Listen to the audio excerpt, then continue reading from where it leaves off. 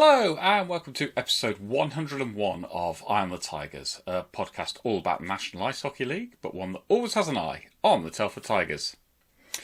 Well, we are practically there. Pre-season begins. I know a couple of teams have already played a couple of games, but pre-season, really begins, I would say, this upcoming weekend. So what better time than to gaze into the crystal ball and try and predict who is going to finish where in the league.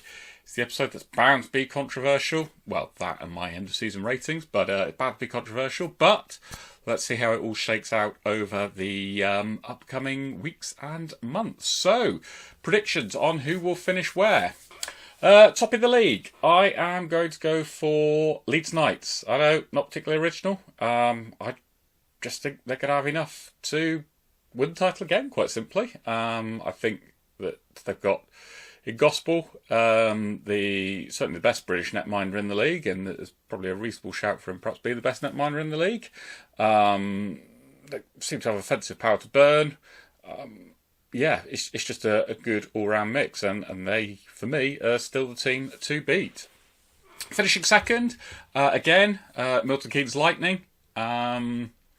We've had some losses over the summer that perhaps could be a bit tricky to replace, but I still think they'll have enough to finish in second place. That's a prediction there. If they were to swap places, I wouldn't necessarily be absolutely amazed, but that's what I'll go for in terms of 1 and 2. Rounding out the top four, I'm going to go Swindon third, Hull fourth. Hull have got an incredible amount of offensive power. That's going to win them plenty of games. I just wonder if they're going to be able to keep out enough, which I think Swindon will be able to do. So I can see Swindon pipping Hull to third spot. But again, if they would swap places, wouldn't be massively surprised. Fifth and sixth, again, a couple of teams that I wouldn't be surprised to see finishing in these positions, but maybe in different orders to what I'm predicting. I'm going to go for fifth being Sheffield Steel Dogs and sixth being Peterborough Phantoms. Peterborough, obviously, there's been that change with coaching and everything like that, so wait to see how that one pans out. I've gone Sheffield fifth, but of course, if the Steelers start calling up players left, right and centre, Steel Dogs might struggle a little bit more. But for both of those, I think, comfortably make the playoffs, perhaps have a bit of a push at the cup, and certainly would be a dangerous team in the playoffs.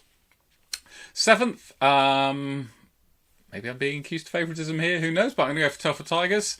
I think, keeping Thompson and Henderson, absolutely massive. Got some new faces in.